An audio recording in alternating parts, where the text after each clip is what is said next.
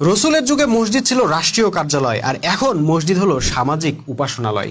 রসুলের যুগে মসজিদ বানানো হতো রাষ্ট্রীয়ভাবে, আর এখন মসজিদ বানানো হয় জনগণের দানের টাকায়। রসুলের যুগে মসজিদে বসে খলিফারা রাষ্ট্র শাসন করতেন, আর এখন বলা হয়ে থাকে মসজিদের দুনিয়াবি কথা বলা হারাম। রসুলের যুগে খতিবরা ছিলেন রাষ্ট্রীয় অথরিটি, আর এখনকার খতিবরা হলেন মসজিদ কমিটির বেতনভুক্ত কর্মচারী।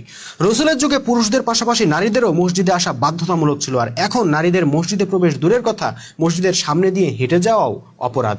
রসুলের যুগে জুমার খুতবায় রাষ্ট্রের পক্ষ থেকে জনগণের জন্য দিক নির্দেশনা থাকতো, আর এখন খতিবরা 1000 বছর আগে লেখা খুতবা পড়ে শোনান, মুসল্লিরা কিছুই বুঝতে পারে না। রসুলের যুগে মুসল্লিরা জুমায় যেতেন কারণ জুমার দিন এলাকার সকল সমস্যার সমাধান পাওয়া যেত, আর এখন মুসল্লিরা জুমায় যান কারণ ফতোয়া আছে পরপর 3 জুমায় না গেলে বউ তালাক হয়ে যাবে। হয়তো এজন্যই আল্লাহ রসুল বলছেন এমন সময় আসবে মসজিদ সমূহ জাঁকজমকপূর্ণ ও লোকে লোকারণ্য হয়ে যাবে, কিন্তু সেখানে হেদায়া থাকবে না।